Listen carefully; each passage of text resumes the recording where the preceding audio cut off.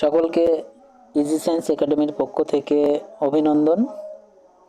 আমি কল্যাণ মণ্ডল, Khulna BL college থেকে কেমিস্ট্রিতে masters complete করছি এবং সেই সাথে সাথে ইজি সায়েন্স একাডেমির ফাউন্ডার। তো আমরা যে সেশনটি শুরু করতে যাচ্ছি এসএসসি 25 ব্যাচের জন্য, সেখানে পদার্থ বিজ্ঞান এবং রসায়ন বিজ্ঞান সম্পর্কে ইম্পর্ট্যান্ট প্রশ্নগুলো নিয়েই আলোচনা করা হবে। কোন টপিক থেকে প্রশ্ন আসতে পারে এবং কোন টপিক আমাদের জানা লাগবে আর কোন টপিকগুলো না জানলেও চলবে, এ সব নিয়েই আলোচনা হবে। তো আজকের ক্লাসটা হবে রসায়ন নিয়ে। আমাদের সপ্তাহে 4টি দিন ক্লাস হবে, 2 দিন, একদিন পদার্থবিজ্ঞান, একদিন রসায়ন। তো আজকে রসায়ন দিয়েই শুরু আমাদের, সামনের দিন পদার্থবিজ্ঞানের ক্লাস হবে এবং তারপরে একদিন গ্যাপ থাকবে, পরে আবার রসায়ন একদিন পদার্থবিজ্ঞান।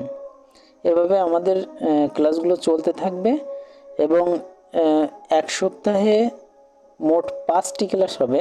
তার ভিতরে প্রথম যে 4টি ক্লাস হবে, ওই 4টি ক্লাসে স্টুডেন্টদের যে প্রশ্নগুলো থাকবে তারা কমেন্টের মাধ্যমে প্রশ্নগুলোকে জানাবে এবং ওই পঞ্চম ক্লাসে সেইগুলো নিয়েই আলোচনা করা হবে। তো চলো আমরা ক্লাস শুরু করি। আজকে রসায়নের প্রথম অধ্যায় অর্থাৎ রসায়নের ধারণা নিয়ে আমরা অল্প কিছু আলোচনা করব। আমি প্রথমেই ক্ষমা চেয়ে নিচ্ছি, আজকে আমার এই সেটআপটা যেখানে, তার পাশে খেলা অনুষ্ঠিত হচ্ছে। তো ক্লাসটা নিতে গেলে সামান্য একটু নয়েজ আসতে পারে, আপনারা সেটা ক্ষমা সুন্দর দৃষ্টিতে দেখবেন। তো রসায়নের ধারণায় প্রথমেই আমাদের যেটা জানতে হবে সেটা হচ্ছে রসায়ন কাকে বলে। এটা আমাদের জানাটা উচিত, এটা ইম্পর্টেন্ট বিষয় না, আমাদের জানা উচিত, তার জন্য জানতে হবে।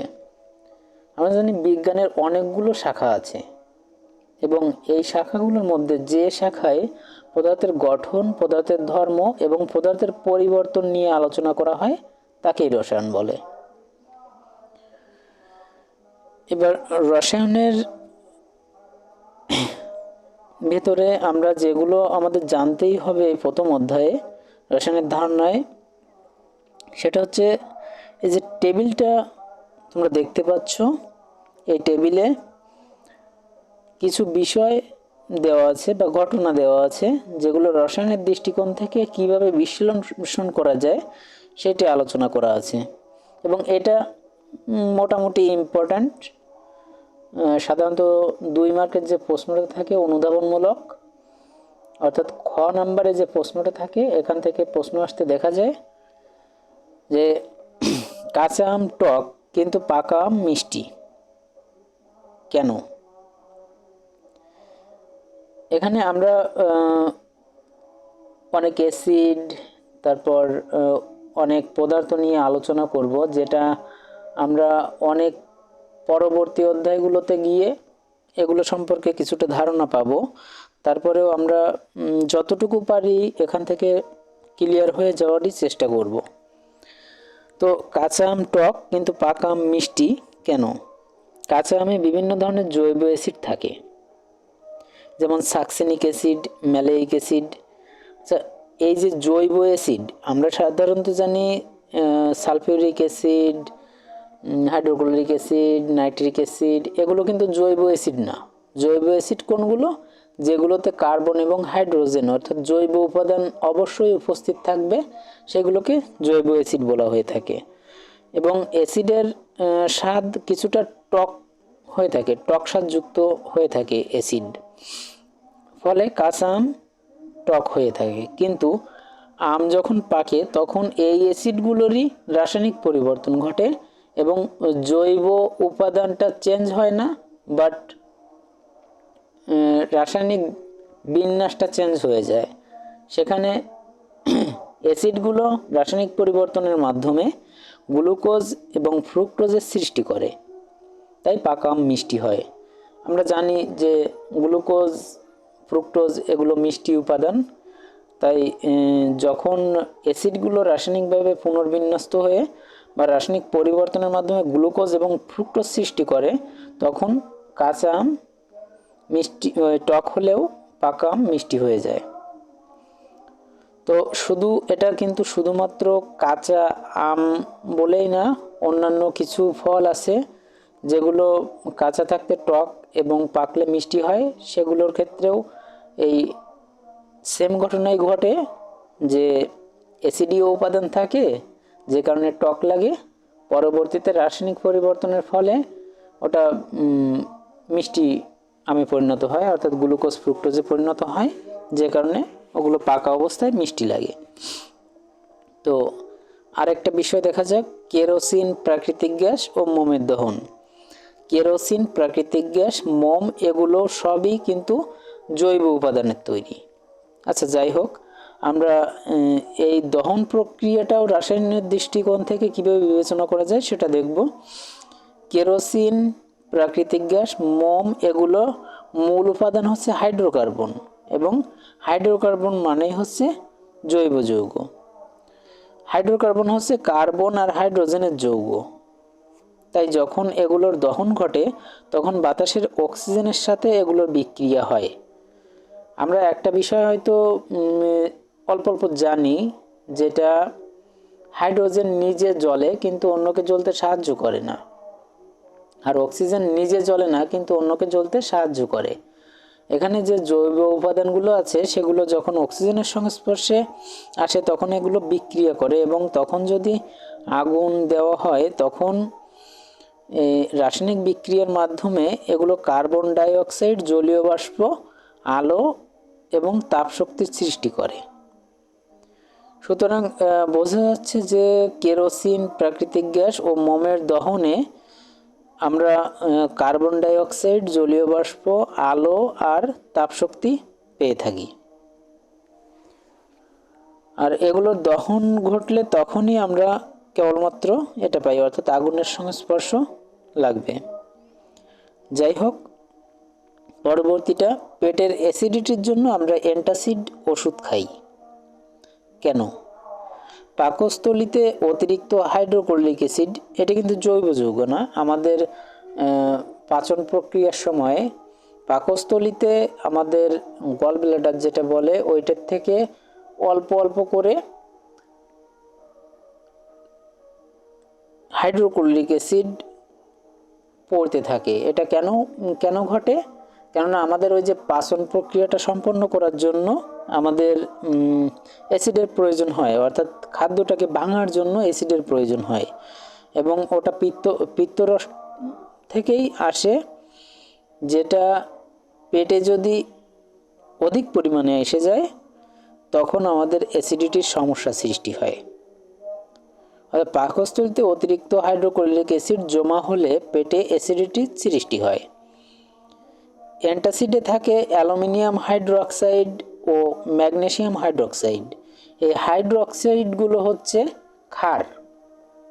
আমরা অ্যাসিড ক্ষারের অধ্যায়ে গিয়ে এগুলো খুব ভালোভাবে শিখতে পারবো। তবে এইখানে বলতে গেলে অ্যাসিড এবং ক্ষারের বিক্রিয়ায় লবণ এবং পানি উৎপন্ন হয়। তো আমাদের পেটে যখন অধিক পরিমাণে অ্যাসিড জমা হয় তখন আমরা অ্যান্টাসিড অর্থাৎ ক্ষার গ্রহণ করি। এই ক্ষার অ্যান্টাসিডের সাথে বিক্রিয়া করে লবণ এবং পানি উৎপন্ন করে, যে কারণে অ্যাসিডটা প্রশমিত হয়ে যায়, অর্থাৎ অ্যাসিডের অ্যাসিডিটি ক্ষমতা আর থাকে না, তখন আমরা স্বস্তি বোধ করি।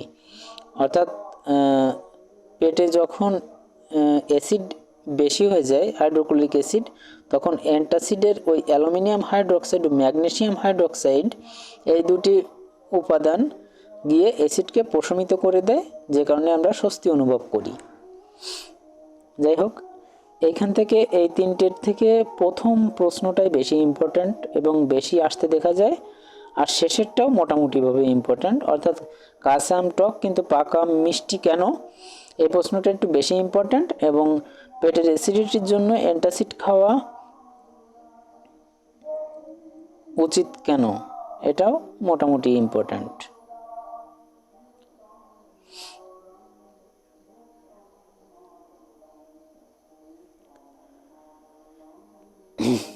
রসায়নের অন্য কিছু ক্ষেত্র যেগুলো আমরা আমাদের জানাটা উচিত। কিছু কিছু পদার্থ সম্পর্কে, যেমন বায়ুতে অনেকগুলো উপাদান থাকে, তার ভিতরে অক্সিজেন থাকে, কার্বন ডাইঅক্সাইড থাকে, নাইট্রোজেন থাকে, কিন্তু এখানে প্রধানত অক্সিজেন উপাদানটার কথাই উল্লেখ করা আছে, এবং সেইটা সম্পর্কে এখানে যেটা আছে সেটা একটু বুঝি। আমরা শ্বাস নেওয়ার সময় যে বায়ু গ্রহণ করি, সেই বায়ুর অক্সিজেন শরীরের ভেতরে খাদ্য উপাদানের সাথে বিক্রিয়া করে শক্তি উৎপাদন করে। অর্থাৎ কি বললো, আমরা শ্বাস নেওয়ার সময় যে বায়ু গ্রহণ করি সেই বায়ুর অক্সিজেন শরীরের ভেতরের খাদ্য উপাদানের সাথে বিক্রিয়া করে শক্তি উৎপাদন করে।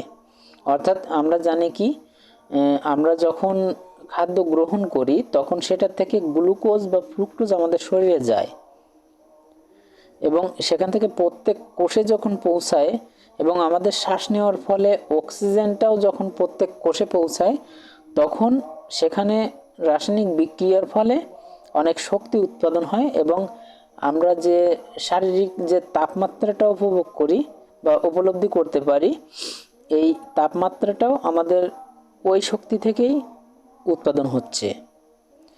এখন আরেকটা বিষয় কি, এখানে খাবারের পানি সহ বিভিন্ন খনিজ লবণ, আমরা পানি ছাড়াও অন্যান্য যে খাদ্য উপাদান গ্রহণ করি, যেখানে অনেক বেশি বিভিন্ন পরিমাণে খনিজ উপাদান বিদ্যমান থাকে, সেটা সম্পর্কে একটু জানি।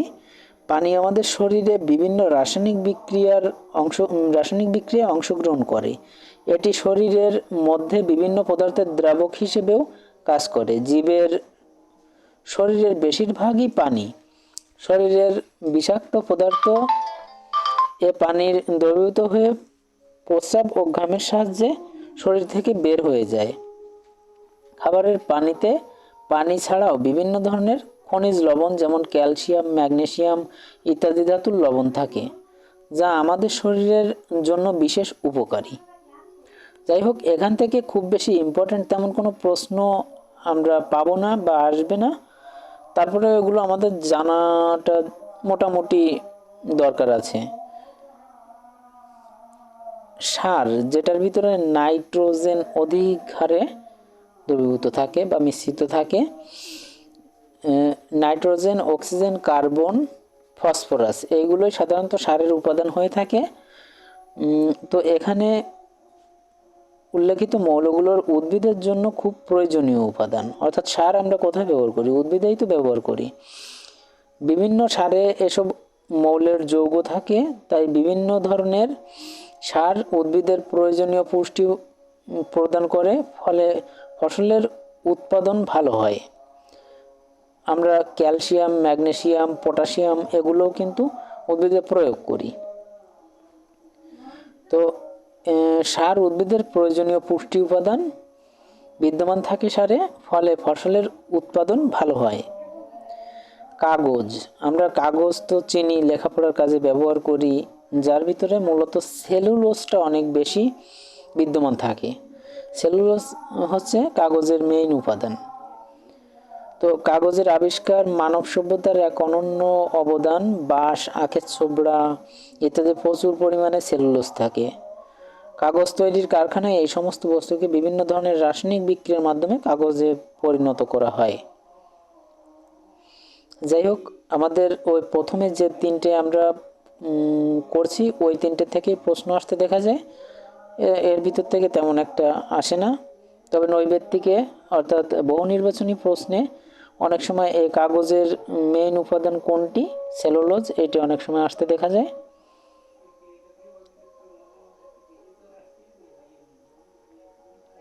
তো এরপরে আমাদের আর শিখতে হবে,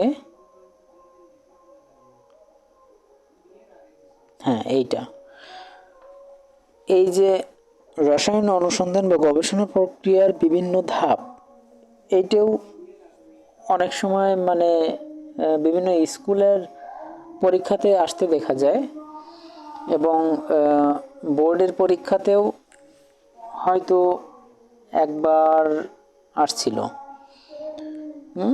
যশোর বোর্ডে আসি নাই, যশোর বোর্ডে। তারপরে এটা আমাদের জানা থাকাটা উচিত, কেননা এটা থেকে আসে যে প্রথম 3টি ধাপের পরের ধাপ কোনটি।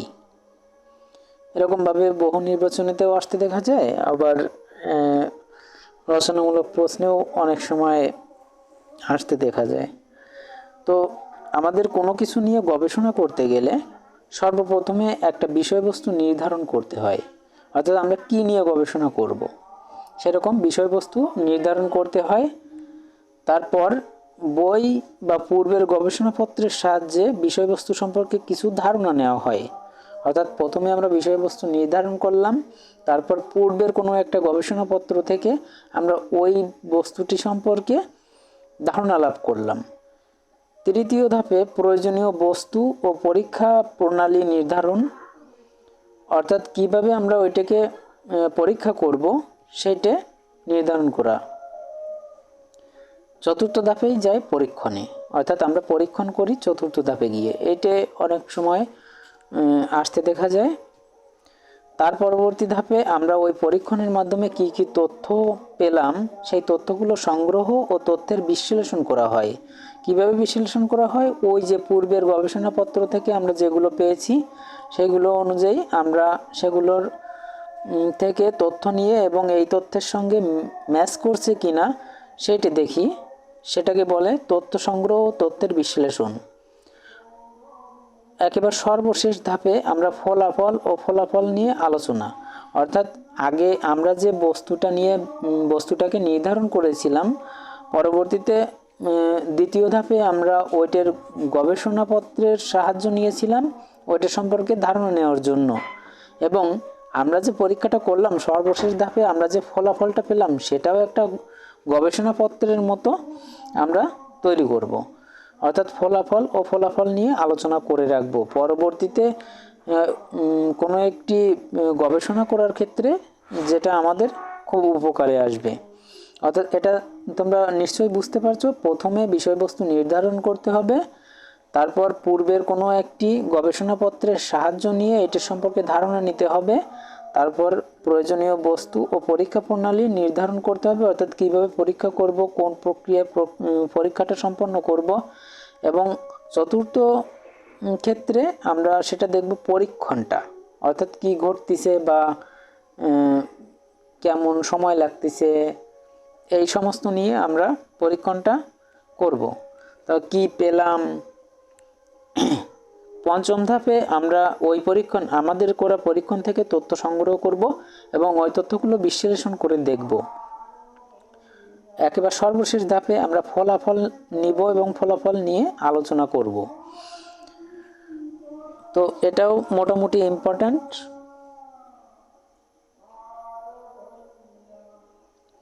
এই প্রথম অধ্যায় থেকে আমাদের রচনামূলক খুব কমই আসতে দেখা যায়।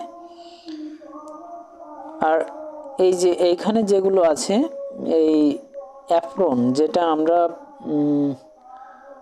কোনো পরীক্ষাগারে পরীক্ষা করার সময় পরিধান করি, এই 4টে উপাদান আমাদের তখন প্রয়োজন পড়ে। অর্থাৎ কিছু কিছু রাসায়নিক বিক্রিয়া অর্থাৎ রসায়ন পরীক্ষাগারে এগুলো ব্যবহার করাটা অতীব জরুরি এবং খুব গুরুত্বপূর্ণ।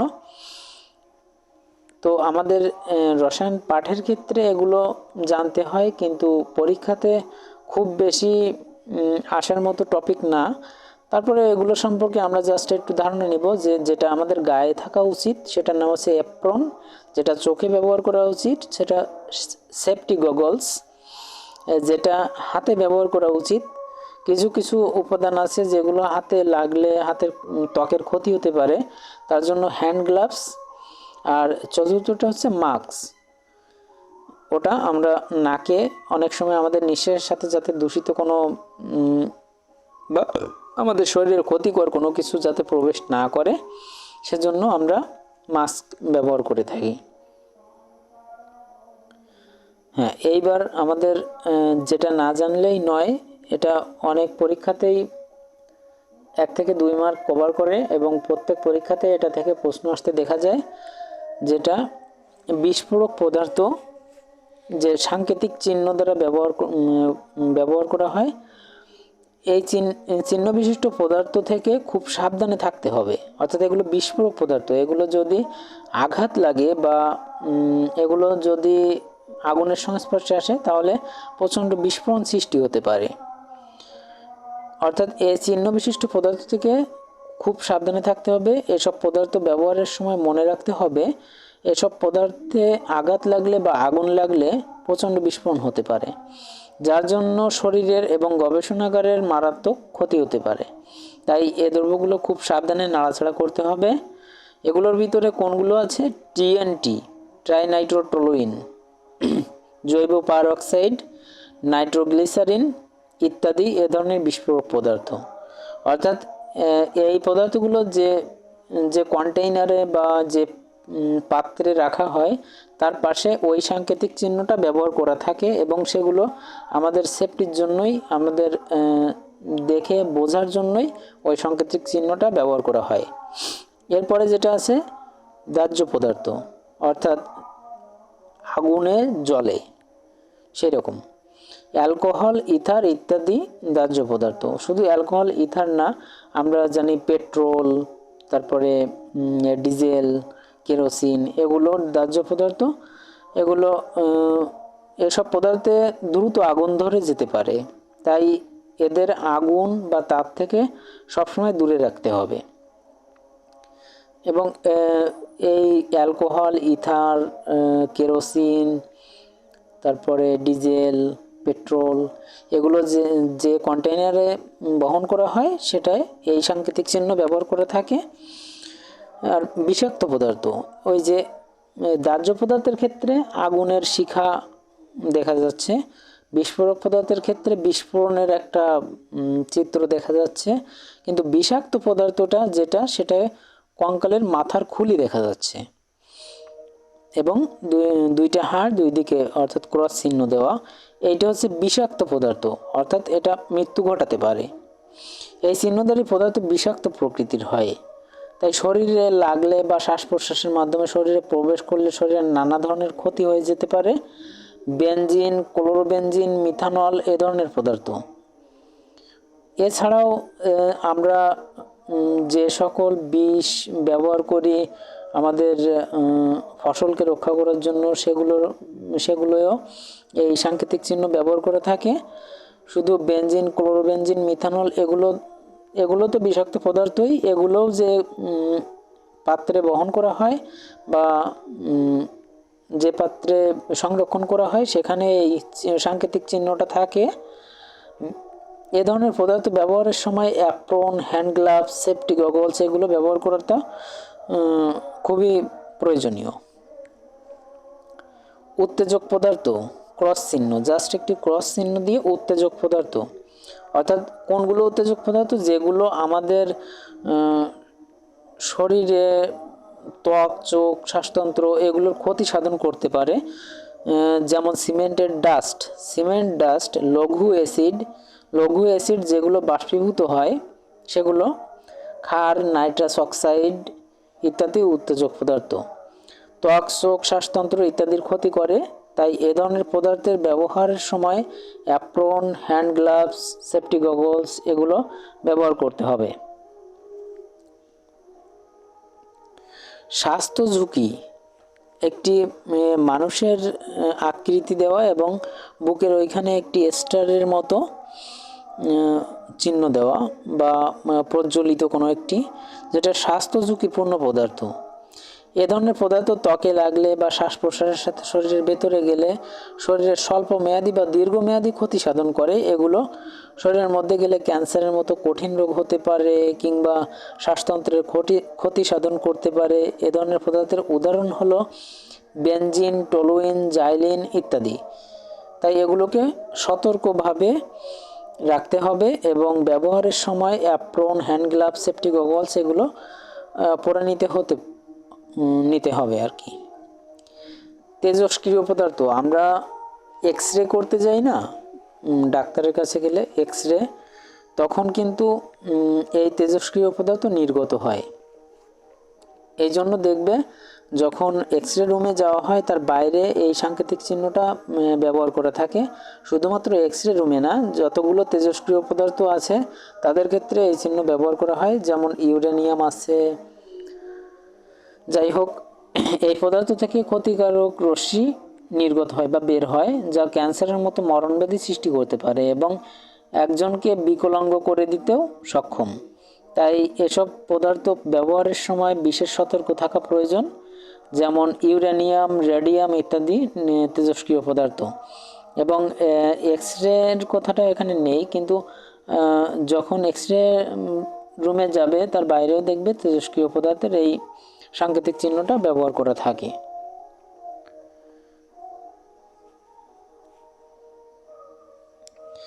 আচ্ছা, পরিবেশের জন্য ক্ষতিকর যেটা, সেটা দেখো, গাছের একটি মৃত গাছ এবং নিচে মাছ, মাটি এগুলো দেওয়া আছে, অর্থাৎ পরিবেশের সকল উপাদানের জন্য ক্ষতিকর। সেটার ক্ষেত্রে এই সাংকেতিক চিহ্নটা ব্যবহার করে থাকে। এই চিহ্নধারী পদার্থগুলো পরিবেশের জন্য ক্ষতিকর, অর্থাৎ উদ্ভিদ প্রাণী উভয়ের জন্যই বিপজ্জনক। এ ধরনের পদার্থের উদাহরণ হলো লেড, মার্কারি ইত্যাদি। তাই এগুলোকে ব্যবহারের সময় যথেষ্ট সতর্ক হওয়া প্রয়োজন। আবার ব্যবহারের পরে যেখানে সেখানে না ফেলে তা একটি নির্দিষ্ট স্থানে রাখতে হবে।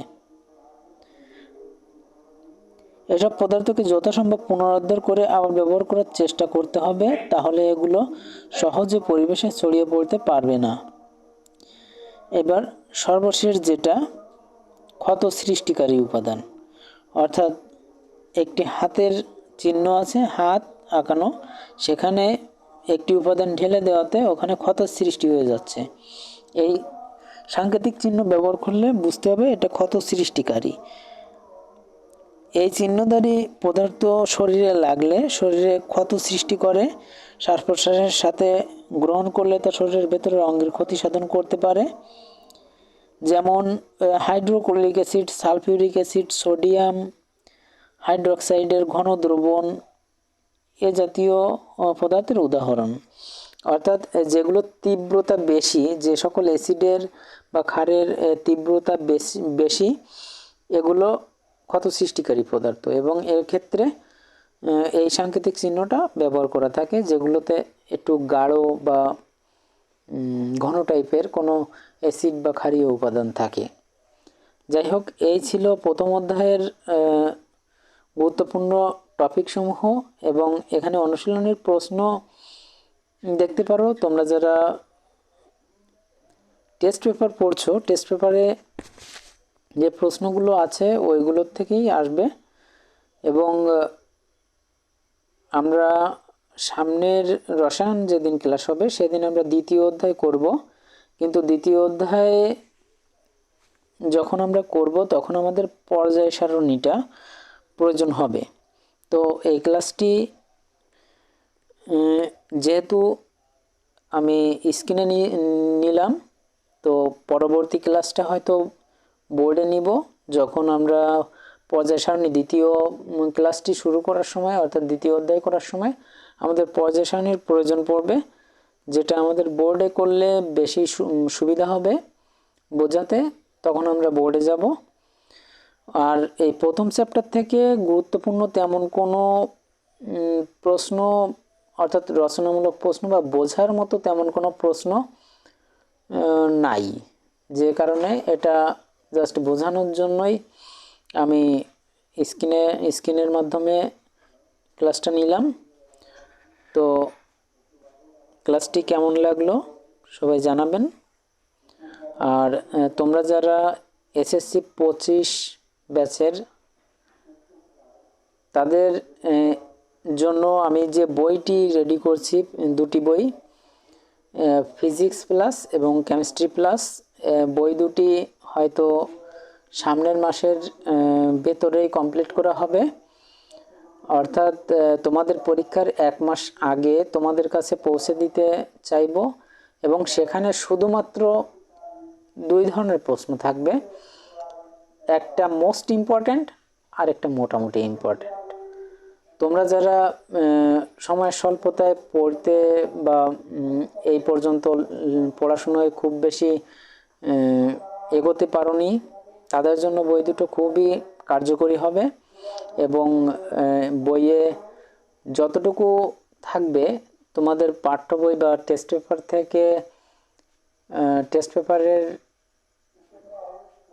1/4 অংশে হয়তো কভার হয়ে যাবে, এবং ততটুকু পড়লে তোমাদের রচনামূলক যেটা অর্থাৎ 50 মার্কের যেটা, ওটা 45 আপ মার্ক তোমরা পাইবা।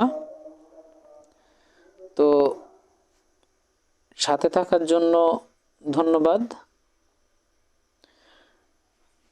আর কারো কোনো প্রশ্ন থাকলে তোমরা নিশ্চয়ই কমেন্টের মাধ্যমে নিচে কমেন্ট বক্স তোমরা জানাবে।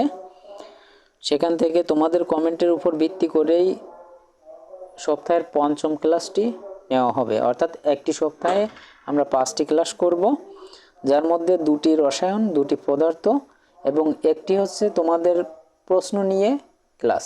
অর্থাৎ তোমরা যে প্রশ্ন করবে ওই 4টি ক্লাসের ভেতরে সেই প্রশ্নগুলোর সমাধান নিয়েই ক্লাস থাকবে।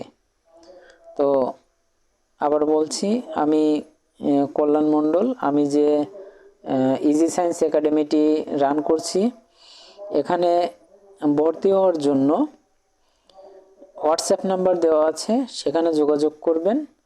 এবং গার্জিয়ান যারা আছেন অর্থাৎ অভিভাবক, তাদের জন্য একটা মেসেজ যে আপনারা আমার বোঝানো টপিকগুলো দেখলে আপনারাও অনেক কিছু ধারণা করতে পারবেন। এবং আপনার ছেলে মেয়ে বা ভাই বোন যদি ভর্তি হয় বা এই কোর্সটি সম্পন্ন করলে আপনারা মনে করেন যে উপকৃত হবে, তাহলে আপনারা কোর্সটিতে এনরোল করবেন। এবং আমি যেভাবে কোর্সটি সম্পন্ন করাবো, সেখানে কারো কোনো স্টুডেন্টের মনের ভিতরে যে প্রশ্নগুলো থাকে একটি কোর্সের বা একটি ক্লাসের ভিতরে, সেইগুলো নিয়েই প্রশ্নটা সাজানো থাকবে। এবং এই কোর্সটিতে যদি উপকৃত না হন, তাহলে আমি সর্বোচ্চটা অর্থাৎ 500 টাকায় এনরোল করতে পারবেন, কিন্তু 2 মাস ব্যাপী যেহেতু 1000 টাকা। সুতরাং আপনারা যদি 1 মাস ক্লাস করার পরে বুঝতে পারেন যে এই কোর্সটির মাধ্যমে আপনার কোনো উপকার হয়নি বা আপনার সন্তানের কোনো উপকার হয়নি, তাহলে সম্পূর্ণ মানি ব্যাক গ্যারান্টি আপনাদের টাকা আপনাদের ফেরত দেওয়া হবে। এবং আমার এই সায়েন্স কেয়ার ইজি সায়েন্স একাডেমিতে আমার সম্পূর্ণ ঠিকানা এবং ফোন নাম্বার অর্থাৎ পরিচিতি, আমার পরিচয় সম্পূর্ণ দেয়া থাকবে। আপনারা নিশ্চিন্ত থাকতে পারেন যে আপনাদের সম্পূর্ণ টাকা ব্যাক দেওয়া হবে যদি এই কোর্সটির মাধ্যমে আপনারা উপকৃত না হন। এবং 1 মাসের পরবর্তী সময়ে যখন আপনারা এনরোল করবেন, তখনই তো আপনারা বুঝতে পারবেন যে আপনারা উপকৃত হয়েছেন। ধন্যবাদ সবাইকে সাথে থাকার জন্য।